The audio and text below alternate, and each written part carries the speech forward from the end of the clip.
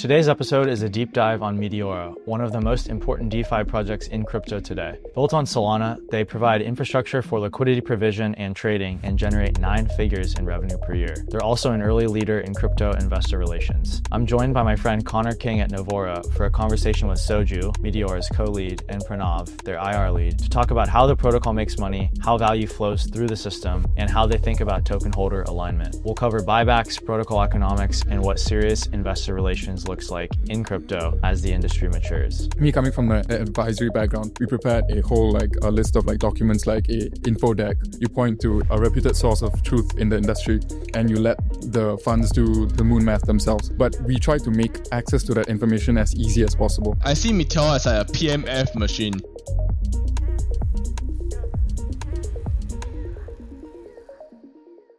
Thanks for joining the Proof of Coverage podcast. Really excited to host you guys today. So we've got Soju and Pranave from Meteora. So Soju's the co-lead, Pranave's leading IR and token holder relations. But these guys have been at the forefront of DeFi and Solana DeFi for a long time, and also are at the forefront of the emerging kind of crypto IR practice or industry. And so they've been doing a lot of thinking around what good crypto IR should look like, experimenting with different models and trying to drive value to the token. So excited to host you guys here today. First, kind of just quick light question I wanted to ask was I saw you supported the Zora launch on Solana, and I know there's a bunch of other tokens from other chains that have been launching through Sunrise and through kind of Solana Foundation partnerships. So I'm curious, just what does that look like from your end, and how does it impact how you see Solana as the everything chain that I've seen on Twitter? Yeah, I think it makes sense. I think Meteora's positioning is very crucial. Solana on its own is a performance permissionless platform. Meteora program is what turns Solana from a performance system into a Nasdaq or everything exchange. So which means that it is our responsibility to work very closely with Solana to make things happen. So we're at the forefront of this, and one of the very important things is if we can't bring everything that trade elsewhere to come trade on Solana, then we can't be the everything exchange. So early on, we invested a lot of resources into helping market make or provide liquidity for coins which natively live outside of Meteora and Solana, and we have been deploying that technology ever since the first one, which was actually Zcash. So we did Zcash, we did Monet, we did Starknet, we did Zora, and right now it's almost running on its own. What happens is that a team wants to move to Solana reaches out to them and coordinates with us. We do a GTM campaign together, we deploy liquidity together.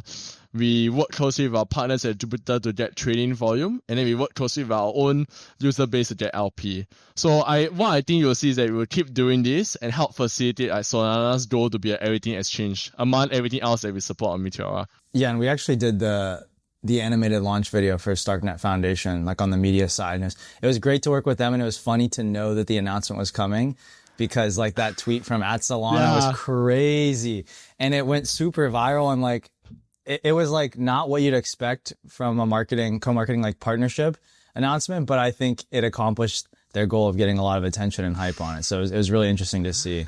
Yeah, it was very good because I knew that it was coming, but when I saw the tweet, it didn't even click in my head until afterwards, and then they were like, "Oh, that's why we did it," and I was like, "Shit, man, I didn't even put them together in my head." Yeah, that's awesome. That's great. Another thing that's kind of been really prominent over the last kind of week or 2 or 3 weeks or so, along with a lot of these launches on Solana, has been kind of the proliferation of bags and people launching on bags. Obviously Meteora has been a beneficiary of this, but curious if you can just shine a little bit of light there, how Meteora is involved, really what that function looks like, and kind of how you see that guys kind of playing out as a sustainable economic model for kind of developers and founders. Yeah, I'm curious just on other thoughts of the structure of the bags model versus other kind of launchpad models and such, because you guys do kind of play a big kind of role there. Yeah, I think what I would say is that I see Meteora as a PMF machine. We are a machine that helps you find PMF. And what happens is that a lot of our partners who may not have found PMF on their own find PMF much faster because they don't have to worry about tech as much. They don't have to re-audit, redo everything every time they want to try something new. They can go full forth knowing that there's a partner in their back that has their bet in terms of technology distribution. We help everyone a lot. We fight and die with our partners, and all our partners know that. And when people are in the limelight, like Bets were last week, we tend to take a step back and let them enjoy the limelight and like applaud them, because ultimately they did all the work, and we're very grateful for our partners. We've done this like repeatedly over the past 6 months. I think a lot of people will be aware of the Believe launchpad, and we have a very similar relationship with Believe. On Solana today, we probably have the most number of launchpads working with us, because most other players are like one launchpad that's very strong, while we basically have number 3 to number infinity right now. And that's because like everybody who's new wants to use our technology because it's the best and gives them the most option.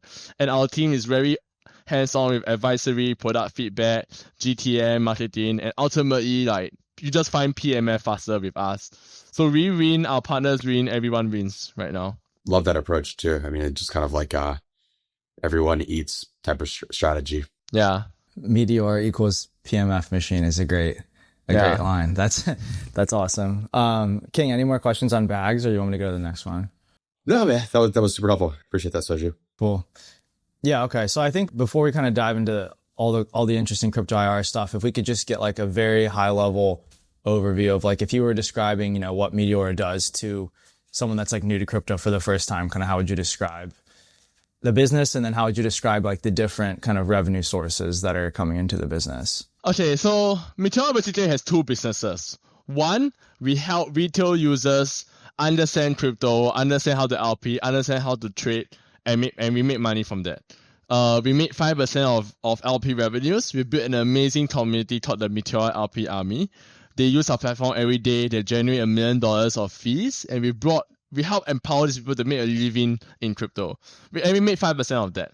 That's one arm of our business. And the other arm of our business is Launchpads, or what we call asset innovation.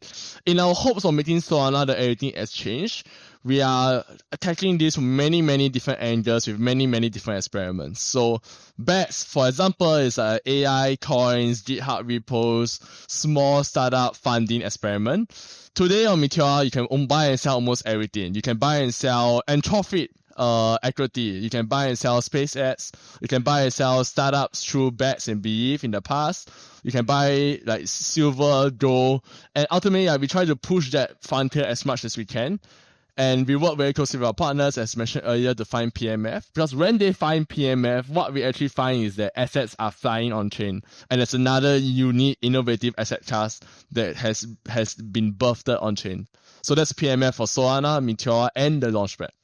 And on that side of the business, we take 20% of revenues, because that's where all the R&D is. That's where all of our GTM and ecosystem efforts are.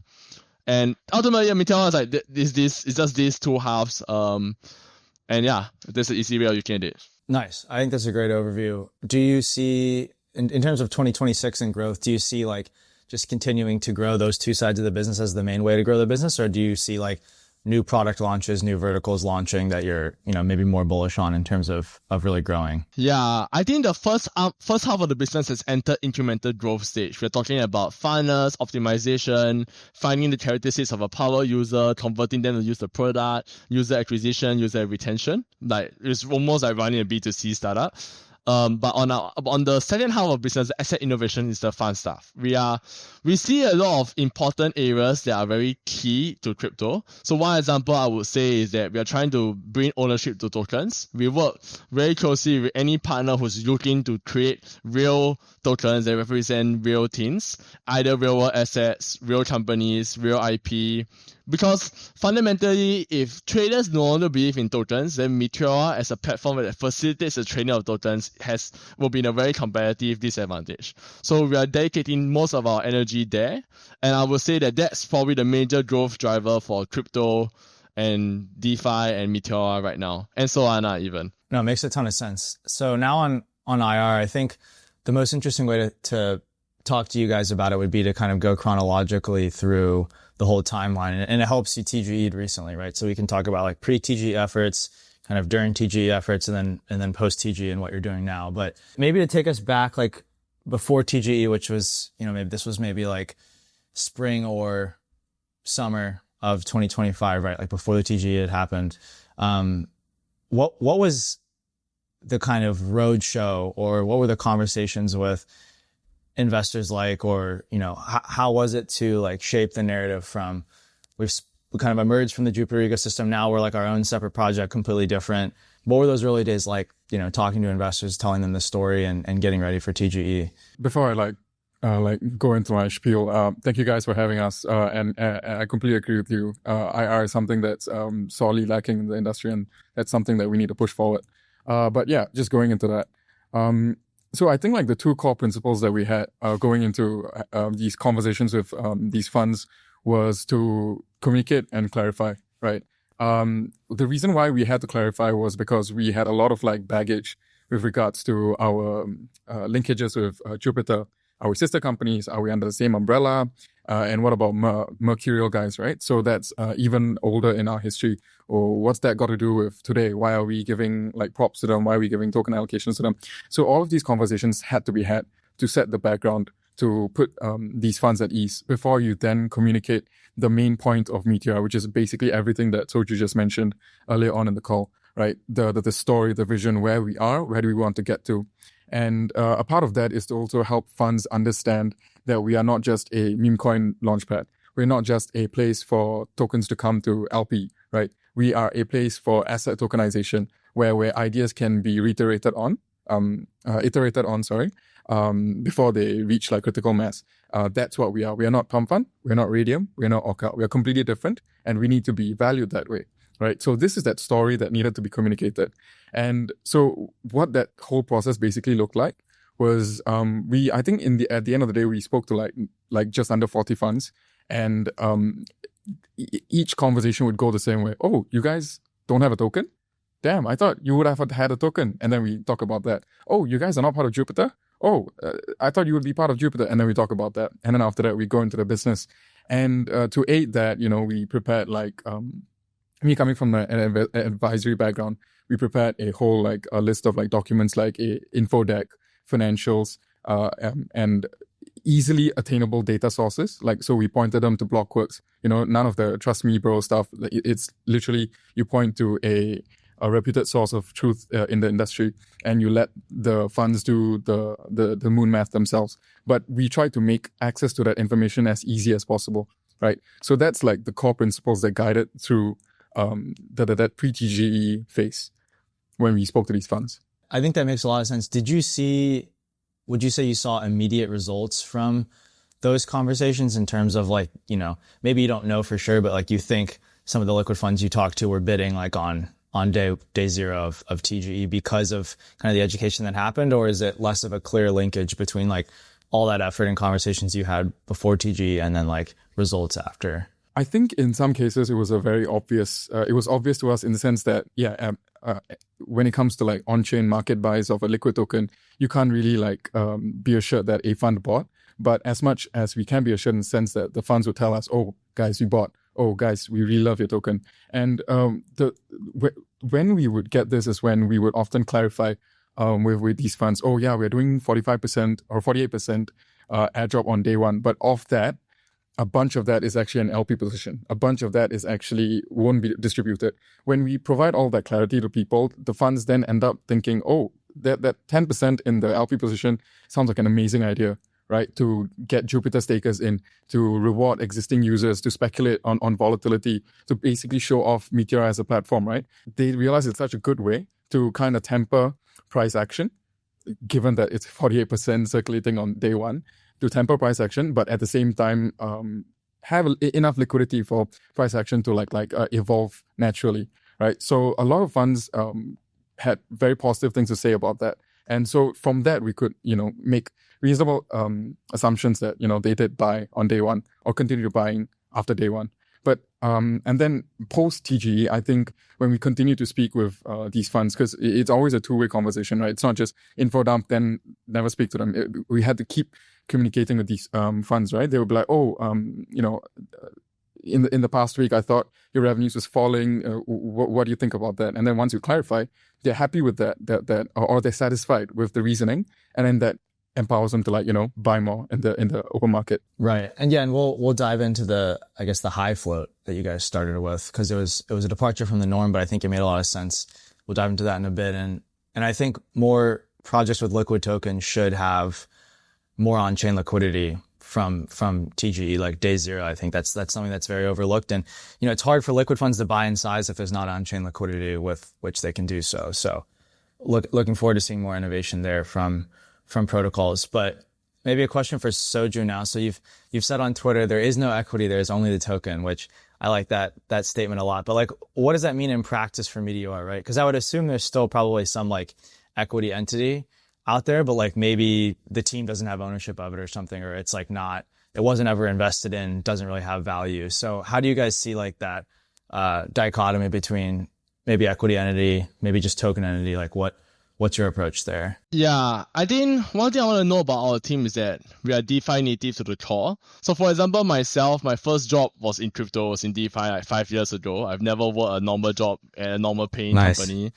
I was reading out on how 13-month bonuses work today, because apparently that's what normal companies do, because a year apparently has 13 months. I don't know, like these kind of things do not exist in my dictionary. So that's what I've been trying to, so that's where we came from. And that's why we are the token first, because we fundamentally want to accrue value to the token, because ultimately that's what we're all here for. We're all here to build a parallel economy to the traditional economy that all functions with tokens. So how we actually did it was that the ownership structure of Meteora is multiple, there's an owner's foundation that owns everything basically, and there's a nominee director that sits on that owner's foundation, and he has a fiduciary duty to the company, to the token holders, the IP, the revenues, and all that. So that's what we currently have. So right now there is no equity, there's only the token, which means that the way I like to look at it is that I only have one level of stakeholders. I do not have two stakeholders group, which is like I have investors on A side, I have tokens on B side, and they're fighting. The reason why we did a high flow, which we'll talk about it more later, is that I wanted to standardize everything to one token. So everything is everything is there on the token. But not having equity vehicle means that we can create one if that is the option that is prevalent. So for example, we probably stand at a crossroads right now where we can do the full cyberpunk approach, which is like Futachi, MetaDAO, on-chain voting, is governance, everything. Or we can actually create an equity vehicle around the token and then get that and then bring equity rights on chain to the token, get that publicly listed on Nasdaq, all that kind of stuff. So we have the option to do both. Most teams have to go through a lot of pain just to get to that step. So for example, Uniswap had to go through years of pain and negotiation and debate between their shareholders, and finally have arrived at today where they finally have one stakeholder group. So we're already there. So now it's not about what's next. Now it's about what is the right model to make this thing work. Whether it is equity or token, we have the option of pursuing both, and we only have one stakeholder to optimize for. I think that's pretty much the best place to be right now. Yeah, I like having that amount of optionality. I think that makes a lot of sense. And I mean, we've done some research on the different options in terms of fixing the ownership in the industry. And I think tokenized equities or on-chain equities are one, MetaDAO is another, launch on Soar is another. There's a bunch which we can get into, but it's good you guys have the options to do either. I'm curious, what was it like talking with liquid funds and investors about only having a token entity? Because that's definitely it was a departure from the norm at the time. It probably still is. So were they confused? Did you have to educate them there? Were they initially bullish or bearish? What were those conversations like? I think the biggest thing I learned from the conversations is that even though we have no equity entity, it's implied to have an equity entity because the team still has a lot of power and decision making right. So even though there's no equity, they see it as sort of an employee equity. But ultimately, we keep talking to them, we explain to them our thinking, and simply put, if I were to get rich, it'll be because the token price went up. That's my goal. That's an incentive alignment for me, and that's what we've been signaling to our partners very clearly and championing that. So we'll see how that goes. Yeah. Pranave, kind of hit on this a little bit earlier. I'd love to just hear a little bit more on kind of how the pre-TGE roadshow went with liquid funds. So I spent a lot of time in liquid investing and worked at a handful of funds and do a lot of that today. We really haven't seen anything like a kind of pre-TGE roadshow. And you guys kind of almost pioneered this in my opinion, which I think is great. And I think we're going to see that more come about in this space and really just like raise awareness with like liquid funds and kind of like active secondary market participants. But curious, like hear like a little bit more about like what the, kind of like the initial like goal was, kind of how that process went, kind of like big key learnings, lessons, anything like that you would do differently or advice you would give to like kind of more emerging protocols that are going to come out over the next few months. Yeah, I think I'll quickly preface it like this is something I wanted to do for a long time, and I think Meteora is a perfect platform to do it because A, we have a real business generating real revenues. B, we have a large amount of tokens going out because of the TGE strategy. So what actually happened was that I was talking to Pranav, begging him to join us maybe 2 months before TGE. He says yes, and his first REIT was the REIT before Token 2049 in Singapore, where we're all based, which is also the most hyped REIT in Singapore. And then I was like, get to work. And then I'll let Pranav tell exactly what he did from there on. Yeah. Essentially, that's exactly what happened. Essentially, from then on, it was just preparing documents within like that 1 week and getting it into the hands of the different funds, right? Because at that point, it was just under like a month to TGE. Like Soju really, like, he didn't give me any time. Even a month earlier would have been perfect, you know? So that's something we would have done differently. This process should have started at least 3 to 5 months before TGE. Like that much runway up to the actual event. And that really gives funds the idea to get comfortable with the token and how it should be valued and all these like moon math. And you know how analysts always speak to each other, throw ideas with each other, right? So we had to allow that to happen naturally, but we couldn't. So we had to like bootstrap it, right? So we would do meetings with different funds and some dinners here and there. But it all came down to helping them understand the overall story. And backed by verifiable numbers, material that was prepared beforehand, so that, you know, right after the call, you send it to them and they're like, okay, this is top of mind. I can quickly look at it. Or even during the call, you flash it out and they're like, okay, you see, these are the numbers that we're exactly talking about. And none of them have to, you know, like have to start taking down information, because the idea here is to make that information as easily accessible as possible, right? So you make King, I'm pretty sure like as you were like evaluating like different investments, you would have like banged your head on the wall when you're like, why can't I get data about this one thing? Well, why don't I have your revenue numbers? It's the fundamental number, but I don't have it. Right. We didn't ever want a fund to come to us and be like, what are your revenue numbers? What are your fee numbers? We wanted that to be as like upfront as possible so that we make their decision making easier. I think I kind of touched on exactly what we did pre-TGE, and our biggest takeaway would have been to have a lot more time. So any project, bigger project than a smaller project, whatever, just give yourself time, start early and really like prepare as much material as possible so that funds understand where you're coming from. That's great advice. I really appreciate that. Yeah, you see it in like the traditional public equity markets. Like it's a big part of the way just those market functions, but it's not really anything that happens much in crypto. And like when like the TGE is such a big event for like a company. I mean, essentially like you're going public as like a liquid token.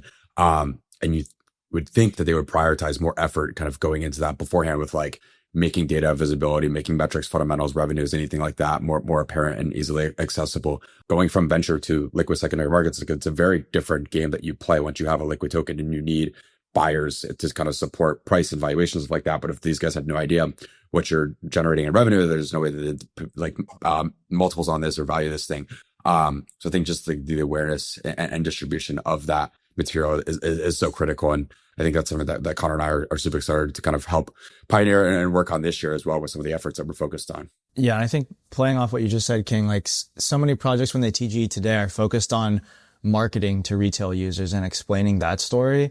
And maybe if you have a large engaged community like you guys do, you know, that can work. But I think especially given the last year or so where we've seen retail like not really come back to crypto, not be interested in crypto, not be bidding these tokens, like retail's not really here to bid your token on TGE day. So I think refocusing some of the efforts and strategy from like, how do we market our token to this retail base that doesn't really exist anymore versus like these liquid funds who there might be fewer of them, but they pack a way bigger punch in terms of like capital and allocations they might be able to give towards our token, I think makes a lot more sense. So kind of what you guys did is I think a strategy and a model for a lot of projects that are TGing going forward in terms of like, yeah, really take a couple months and instead of just trying to market towards retail, market towards liquid funds, because they're really who can buy the token and move the needle at the end of the day. Maybe talking about TGE now. So we covered, I think a bit about the high float, initially. So there was, I think 48% of the token supply was unlocked at TGE. Maybe like in a couple of words, just like what was the rationale for having the float be that high? And then how do you feel about that decision in retrospect? Like, do you wish it was higher? Do you wish it was lower? Was 48% kind of the right number? Where do you guys feel? Yeah, I think the idea was very simple, right? Make a token that you can buy and hold without checking the calendar and the unlock 24/7 to say that no one dumps on you. So the token is very clean. There is no cliffs. There's 0 cliffs. Everything is linear vested. The inflation for the token is 20% a year for 5 years. For 6 years, actually. And that's all. That's all you need to know. You just need to know that every day a little bit comes out, inflation is a little bit increased, and eventually it will hit 100%. And what this gives us is it gives us a very strong liquidity base by launching so many tokens out at one go. So the token is highly liquid right now. If you look at how liquid Met token is on chain compared to our comparables, like any other coin on Solana, we are probably the most liquid coin on a market cap ratio, with the exception of permanently locked liquidity of meme coins like fat coin, with the exception of Slurf. We cannot beat Slurf, but other than Slurf, we probably are the most liquid coin. And that's because of how we structured the launch. And that's because we are a DeFi DEX AMM team. We know what we're doing, we design all the mechanisms around it. We don't pay any money in incentives on MET USDC on chain, and we have a highly liquid token. So I just don't want to play unlock games. I don't ever want to have to make a call and make a community call and say, "Hi guys, I heard there's a lot of fear about unlock date on XYZ. I'm pushing it back 3 years. Don't worry, keep buying my coin." We never have to do that. It's because everything is healthy. Yeah. So I think we did the right decision. Looking back now, I think we did the right decision. I'm very happy about it. Yeah. I love that. Just keep it simple, right? The rationale behind that makes so much sense, but for some reason no one's done it. And there's been all this opacity around unlocks, and it becomes harder for investors to bid the token when they have to think about all those things. So I think on that note is no one does that because no one has the balls, basically. But right now, we had the balls because when we TG'd, first, we were doing very well as a company. We were generating high revenues and stuff. We had very strong cash flows, which is evident of the fact that we deployed 12.5 million in direct buybacks and another 8 million on liquidity in the months that followed TGE. We knew that we were ready to deploy the funds, and we knew we had to, right? And another thing is that we TG right after 1010. And what basically that allowed us is that we TG at low valuation. A lot of the moon boys were out. No one was chanting to hit $10 billion valuation. So very healthy, very healthy exchange of hands of people during the bear market, while amid a high liquidity and buyback environment. And that's ultimately what we want. So we're entering 2026 with most of the people who wanted to sell is out. Liquidity is very healthy and thick. If you want to exit 1% of supply, you can do so right now on Jupiter. It'll take you an hour of DCA maybe. And yeah, so that's why we did it. Because of our strength and the market timing, those things had to come in line as well. Yeah, launching from a position of strength. That makes sense. What was the communication strategy with liquid funds, investors, the community, maybe the week before TGE and then through TGE as well? Was there kind of back channeling and a bunch of comms going on? Was it just the public facing stuff on Twitter? How did you think about kind of hand holding, especially the liquid funds through TGE?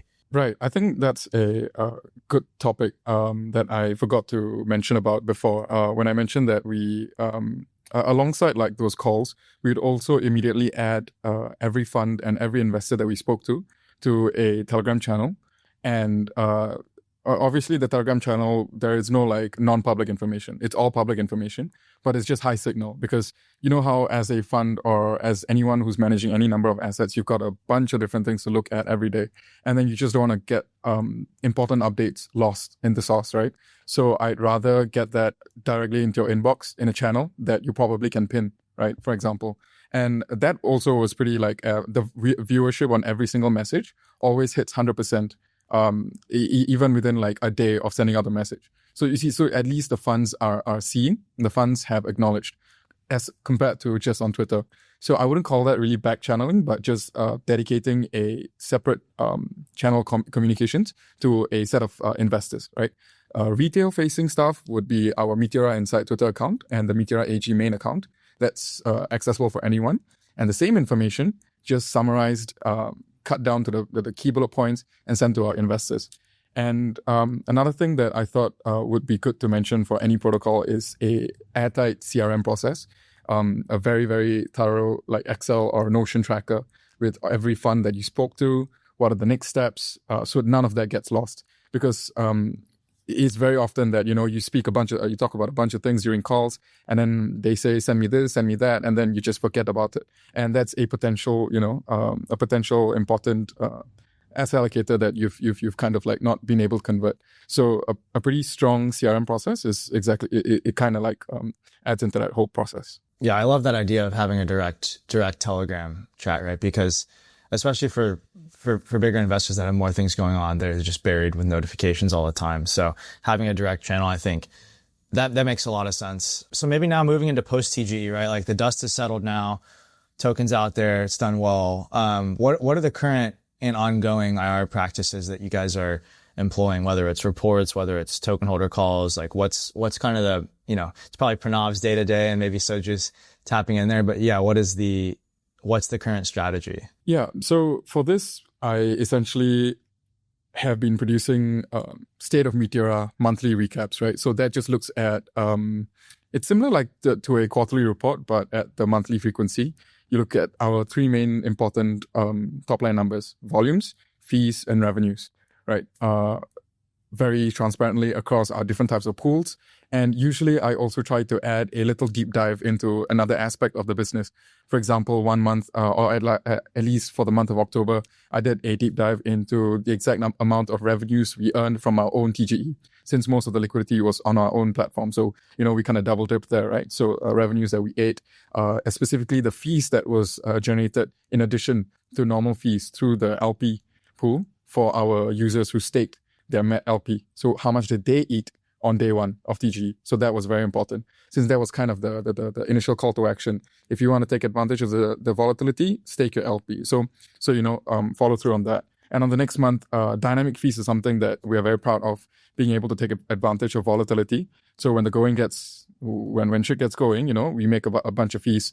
Our LPs make a bunch of fees. So how much of the total fees is base fees and dynamic fees? So all of these kind of like deep dives, I throw it into these monthly recaps. So it's not only just like the same three numbers, but something else that, a token holder would be glad to know about, right? So that's like your monthly day to day. And then when it comes to every quarter end, we plan to do a quarterly token holder report. And at the end of the year, it will be an annual token holder report. So the next version of that will be, the first version of that will actually be the annual token holder report, which will essentially read like a TradFi 10K, right? So everything about Meteora that needs to be known. So very similar to the Genesis report that was created before TGE. Again, I also forgot to talk about that, but the Genesis report reads like an S1, and this annual report would read like a TradFi annual report, how the business works, how we monetize volumes, roadmaps, current numbers, future numbers, projections, things like that. And all of this will be in one place that a reader can find. This alongside will be released in an IR page that we, like for example, any TradFi company has ir.tesla, ir.apple. I think it's very important that all of this information that a token holder needs to know sits in one concise place. A Meteora Insight Twitter account is fine and all, but you got to scroll, right? There's no index, right? I'd rather one place where everything sits. And that's kind of the IR page. Hopefully it's just as good as we intend it to be, but we'll keep learning and seeing what the community and funds perceive it to be. So that's more of like your reports and things that you do as and when, but something that goes on day to day would be consistent communication with existing investors and working on outreach with new investors, right? That I feel that our outreach within the Solana investor community is pretty strong, but now we have to get out there, because even though when we say we are the third in terms of amount of fees generated, it's third in all of DeFi, not just Solana, right? So we need all of crypto. Correct. That's right. Yeah. Sorry. All of crypto. So we need people outside of that Solana bubble to also to value us similarly, to appreciate us. And that's something that we're consistently working on, and every day tapping on Soju's network, my network, other people's network. And and existing conversations, right? There's always like, oh, you guys did like, 1.3 million in revenues just yesterday. Is that one-off? Well, what's going on there? Can you update us on that? For example, that especially off of bags, right? So a bunch of questions came in, and then just going back and forth. So that's mostly what I would say continued IR would look like for Meteora for now, without revealing anything else. Sorry. Right. I mean, I appreciate how transparent and kind of forward thinking you guys have been about all this. I think there's a lot of like best practices and takeaways that other protocols can take from this conversation. And I think it makes sense to innovate on certain things, right? Like crypto's obviously doing things differently, but it also makes sense to take the best of TradFi and what works and what makes sense in terms of like disclosures and, you know, making reporting similar to like public company reports that investors have seen and worked with already. That all makes a ton of sense. So let's talk a bit about the buybacks now. Or go ahead if you had anything else to add. Sorry, yeah. They've mastered the language of business, right? The way to communicate exactly how a business works. Just co-opt it. Like TradFi does not have to be completely different from DeFi, right? We can meet in the middle somewhere. Yeah, they both got fi in the name. Finance stays the same across both industries. But yeah, so on the buybacks, I mean, you guys are doing a ton of revenue. You're also accruing a lot of that to the token. So you spent about $12 million of revenue on buying back about 3% of supply total. I think both those buys happened in December. So maybe take us through like what was the reaction to that news? And then, you know, do you plan to continue that approach going forward? Do you plan to modify it? Like, you know, it's discretionary at the moment. Do you plan to make it programmatic? Just like, how are you thinking about buybacks, the impact of buybacks, the buyback strategy? Yeah, I'll take this one. I think we deal with it. So we compete 90% from TradFi. I would say that the 10% that we innovated was like we adjusted our cash flow income statements. We adjusted the frequency of everything to be monthly instead of quarterly because simply DeFi moves faster. And the buyback thing we actually copied from TradFi. So how does TradFi do buybacks? Apple looks at their cash reserve, looks at the market, and says, okay, I have $5 billion more than what I need. The price of my share is not very high. I'll spend $5 billion buying it back with the objective of improving earnings per share. I keep saying token, god damn it. But anyways, like that's how we do it. Like we have a bunch of money in the treasury. The team thinks of whether we need the money for operational costs. The team thinks of whether it makes sense to invest in new technology, new partners that will bring more revenue. And if both of those things don't make sense, we deploy the money into buybacks. And our objective is to optimize earnings per token, the amount of revenue Meteora makes per number of tokens in circulation. One thing that we are also innovating is that we are working with Ultra to innovate like float and things like that.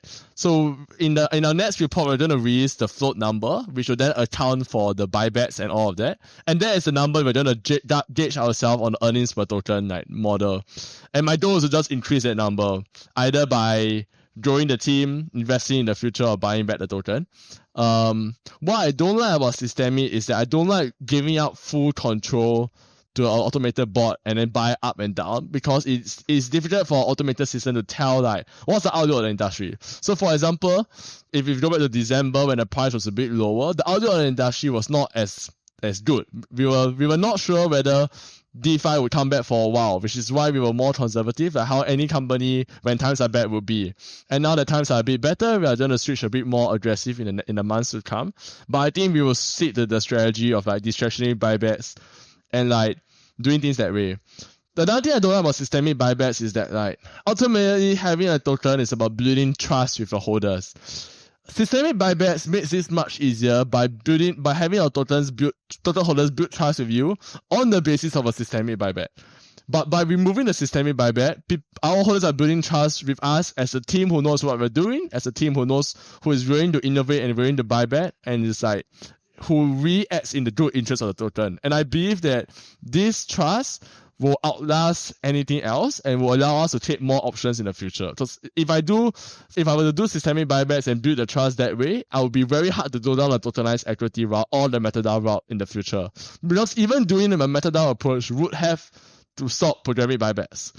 so it's like difficult things like that is what I'm trying to avoid, which is why we do it this way. We are trying to do things in a way that keeps our options open and strengthens our future options, which is why this has been a clear winner or in our strategy. Yeah. Founder autonomy is obviously very important. And just, also I think we've seen some projects like Helium, for instance, who was doing a bunch of buybacks, have taken some of those kind of back and reinvested that money in growth. But they were even saying like, well, systematic programmatic buybacks are great, but we were getting front run every day on our buy. And that also sucks. So there's a lot of potential drawbacks to like just, having that be a programmatic thing. And I think especially around the founder autonomy angle, like you want to be able to make decisions in terms of, should we use this money for growth or should we use it to buy back the token? Yeah. Maybe going like a level deeper now to talk about ownership, fixing the ownership, fixing the industry. You guys obviously, you said you don't have an equity entity, you have a token entity. Do you think buybacks are kind of like I'll use the term like a Band-Aid on a bullet hole, like an inadequate, but temporary, maybe fix to like the underlying problems of ownership in the industry? Like, because there's equity in token entities, because teams can't be trusted to grow the business, what do you think are the current issues with ownership? And then maybe let's go through a couple of like the potential new models that are emerging and that you're exploring. Yeah, I wanted to answer the previous question a little bit more, which is like, damn, my brain is jamming. Buffering, TTT. Yeah, so you were saying previously that like, founder autonomy, yes. Founder autonomy is important. I think for us, it's like, we almost want to self-select for a holder base that trusts the team. There are many people out there who trade coins that do programming buybacks to speculate on the buybacks. The front-running example is a very short-term version of this, but there's actually a lot of people who do so on the side are just still. But by creating a holder base that actually believes in our technology, our team, our innovation, our position, we build a much more resilient holder base. And ultimately, like, let's face it, everybody is here for the same thing. We all want the price to go up. So my faith is that a strong, aligned, resilient holder base who's in tune, a cult even, is much better than one that is just around buybacks. What ownership does is that ownership builds that cult, helps you build that cult for you. Ultimately, like, quality of holders is what makes a tokens more valuable. And giving ownership attracts a completely different quality of holders. It attracts the holders that genuinely believe in what you're doing and want to own the part of what you're doing. And so ownership is a way to strengthen your holders by giving the right people who actually understand what's going on real ownership of what they're doing. And you're almost self-setting against people who are just trading. Like, let's say you're just speculating, you just want to speculate. You won't be going for ownership because the benefits of ownership only return over a long period of time, way, way beyond your holding period. So that's what I want to do. And that objective is actually at the core of Meteora's mission. The reason why we do IR is because we want to build a holder base who buys and sells MET tokens by looking at the numbers, not by looking at the number of times it appears on Twitter, the number of times I tweet, or the number of views on my tweets, the amount of followers I have. We want to build holders that actually buy because of the numbers. And ownership to me is another very important step in that. So the IR function, the ownership, the more assets, all of this is in line with that goal. And right now what we have is that we have every ownership team right now building with Meteora. And my hope is that when it's clear how it looks like, we can spark a golden age of ownership on Solana by making Meteora switch to the model publicly and spark like lots of interest and attention. Because once Meteora does it, you will have the first publicly-ish company buy an ownership coin, run like a real company with public transparent financials, IP is owned by the token holders, clear buybacks when it's done right, and hopefully well managed. That's probably going to be the hardest one. But that's what I want to do, and then that will lead to a golden age for tokens, for Solana, for Meteora, and for all of us. And that's my vision, my hope that I can achieve this in this year. Yeah. I love that. Yeah, it sounds like another ballsy decision, right? You said like high float at TGE, ballsy decision. And I think if, potentially switching your model to something that really has ownership at its core, and then kind of like showcasing that to the space and being willing to take that risk is awesome. So maybe let's go through a couple of the models maybe you're considering or that you think are interesting. So I think probably the four main ones are Futarchy via MetaDAO. There's Soar, so launch on Soar. We actually just did a podcast with them last week. think the idea is really interesting and novel. And then there's Surge as well, which Pranav put me onto recently, which is like an AI and tech focused ICM platform. And then the last one is probably just like any of the tokenized equity, on-chain equity providers, right? Centrifuge, all those guys. So curious, like, yeah, what do you maybe see as like the pros and cons of each, or where are you guys leaning? What do you think's interesting there? Yeah, I think the way I look at it is what I said at the start, which is there's two very clear paths. There's a cyberpunk approach, which is like, fuck the old system, we're going to build a better system. MetaDAO is a prominent fourth runner of this space. And there's the opposite system, which is like, TradFi, just bring equity on-chain. I would say that even Saw fits in this. So Saw, the second one is like, I have, which is Street. They do tokenized equity as well. I think these are the two forerunners of the system. I think right now we sort of haven't seen how the second one will pay out. We've already seen the first one pay out thanks to MetaDAO and their amazing effing work over the past like 6 months. Proud partners of ours. And I think in the next 6 months, it'll be very interesting to see how the Genius and Clarity app plays out with like the tokenized equity stuff. And I think the answer will be very clear in like 6 months or 9 months. But I'm a kind of guy who don't like to form opinions. So what I do is I keep an eye on what's going on, and I do things that maximize opportunity, and I do things that I know will work when that day comes, which is why all this effort in IR, all this effort into high flow, communicating clearly. My only opinion is that if they use Meteora, they're better. If they don't use Meteora, they're shit. Yeah, that's my only opinion. There we go. You guys heard it here first. Yeah. No, I like that. What maybe last like question or two is, you know, do you plan to do anything different or new on the IR front in 2026? And then maybe also like, you know, what should we look forward to just generally from Meteor, maybe besides IR, just like business growth launches? Like, what are you guys excited about in 26? I guess most of what we are doing right now for IR is pretty new for crypto, but really, we don't want to like buck the trend here. We don't want to do anything too drastic. Let's take a more conservative approach. Do what we know works, and then start experimenting as we go down as Meteora like matures, you know, and especially as like the ownership model takes form. I think a lot more things will become apparent to be done. Just a roundabout answer of saying that the work's cut out for us. We know what we want to do for now, so we're not going to expand and try to do so much more. There's just a set number of things that we need to do. Let's do that very, very well. Yeah, for Meteora on the whole, I would say that like expect to see 10 times more assets on Meteora, both for you to trade and LP, hopefully, and benefiting Solana as a whole as well from there. I think that's what we want to do. There's still some work to do, and with tokenized stocks coming on MISC now, I think it's only going to get hotter and more challenging. So it's going to be fun. Yeah, 24/7 tokenized equities on the New York Stock Exchange is pretty crazy. I think that'll be very bullish for a lot of on-chain trading too, and perps and all of that. So, well, guys, this has been awesome. Thank you so much for coming on and sharing all of this. I mean, you know, where would you like to point our audience to get involved or to learn more? I mean, we can put all the links in the show notes, but if there's like a certain call to action or website you want them to visit, happy to direct them there. Please do follow Meteora Insight on Twitter. That's exactly where all of our IR efforts are going to be focused. And keep an eye out for our token holder report for 2025, which is going to come out maybe like second week of February. Yeah, Meteora Insight, year 2025 full annual report, first of its kind in DeFi, and lastly, our IR page will come out alongside a full website just for the token, and IR will come out alongside the token holder report. So it'll be amazing. Yeah. Super cool. Well, yeah, guys, thank you so much for coming on. This has been awesome, and looking forward to getting it out there, and appreciate your leadership in the crypto IR space. Yeah, thank you guys for being pioneers with a lot of this stuff. This is great to see, and hopefully you can inspire many more hundreds of protocols to follow on suit. Yeah, let's face this space. Yeah, let's face this space for all. Yeah, let's do it together.